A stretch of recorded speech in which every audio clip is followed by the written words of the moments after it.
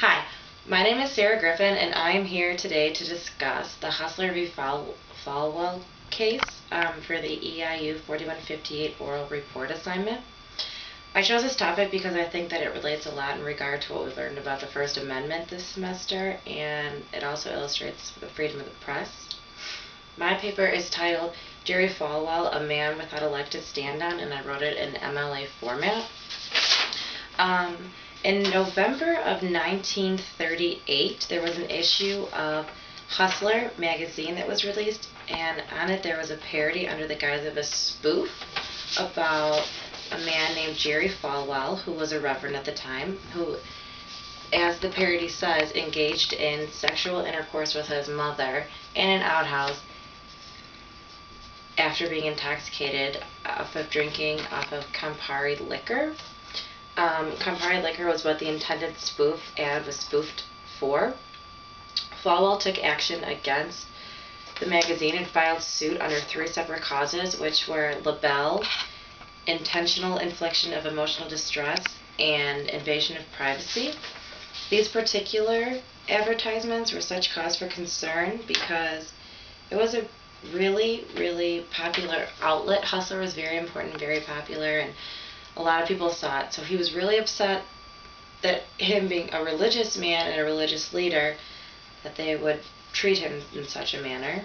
And also because it was argued if it was even right for Falwell to bring the case into the court system, because did he really have a right to dispute what they were doing under the guise of the First Amendment? And lastly, Falwell was a public figure, so essentially what that means is that Falwell was more or less allowed to be made a mockery of in the public eye, because he was such a public figure. It's more acceptable for him to be made and attacked. Hustler was a magazine that had a lot of explicit humor, and not only that, but it also showcased a lot of female nudity. That's why this publication would not necessarily be something that a religious leader would want to be caught in the middle of or be featured on its pages, because it goes against everything that he stood for in a way.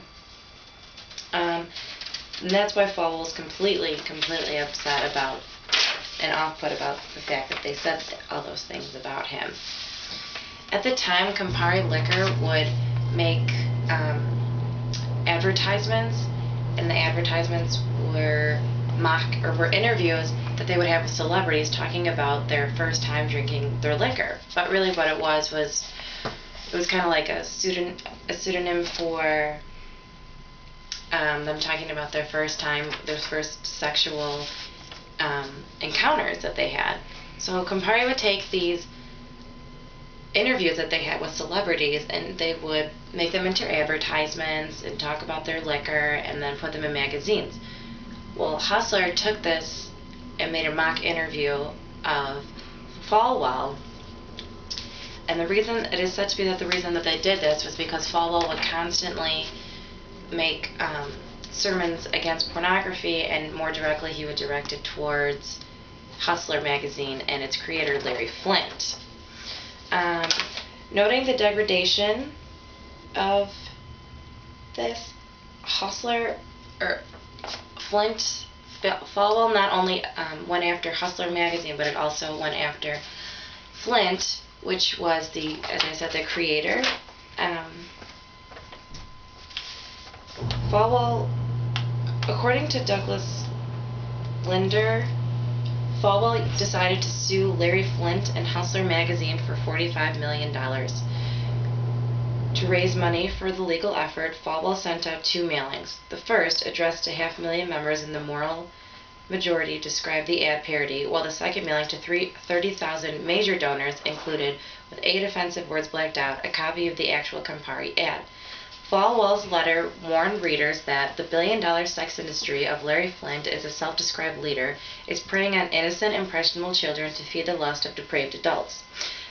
The letter concluded with the request, "Will you help me defend myself against the smears and slanders of this major pornographic magazine? Will you send me the gift of $500 so that we may take up this important legal battle?" the battle. The 2 letters plus a 3rd letter sent out to 750,000 old-time gospel hour fans raked in over $717,000 to fund Falwell's lawsuit.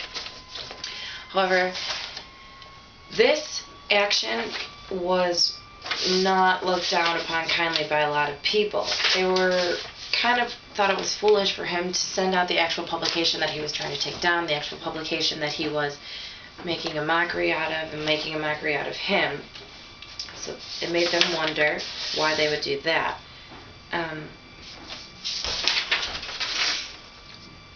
According to Mike Hudson, if a person's libelled, well, you don't mail it out all over the country, Strickland said recently. The publicity that was generated by that suit was worth millions and millions of dollars for Falwell. It was me versus the devil. At the end of the trial, it was decided that,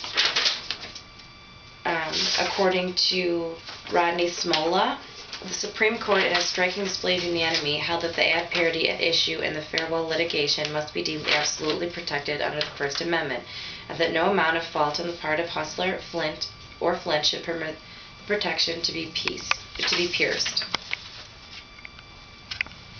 So, in February of 1988, the case of Hustler v. Falwell was dropped. This was because not only was it against the First Amendment, not only was it something that was not done in malice, it was something that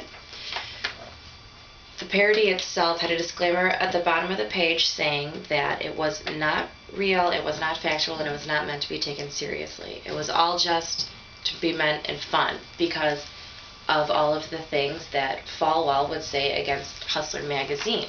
So they kind of went and took their turn and replied to what he was saying to them in print instead of just speaking about it. And they made a joke of it. According to Lisa Nash, there was no assertion or fact of the parodies, and no reasonable person could believe them to be true. Additionally, malice was not proven to be the respondent. Therefore, the U.S. Supreme Court reversed the lower court's decision, cutting the First Amendment free speech guarantees and rule of that public figures cannot recover from the tort of intentional infliction of emotional distress unless malice is proven. Since there was a disclaimer at the bottom of the magazine, and since that did go against the First Amendment, and since it was not done in malice, everything was dropped. Obviously, it was just a reply to what Falwell was saying about them, and it was just their way of expressing themselves. Furthermore, Falwell was a public figure. He couldn't say anything. An advertisement parodying a public figure depicts facts which no reasonable person could take as true. That figure cannot prevail under a theory of emotional distress. Falwell did claim emotional distress, but since he was just a regular person, he was not just a regular person, a regular Joe, he was a public figure, he could not file suit for those claims. At the end of the battle, it was concluded that one does not have the ability to go against the amendments just because it does not work in their favor. Just because you don't like something, or just because something doesn't suit you at the time does not mean that you are allowed to go and change it and fix it to better suit your needs. You cannot just set out to destroy the creator of written work because you feel like it. This case was so important because it reaffirmed that when one is trying to reply against the acts of another, they do not necessarily need to be kind, and they do not necessarily need to be cute about it. They can be blunt, and they can be obvious, and they can be real. And that's all for Hustler vs. Falwell.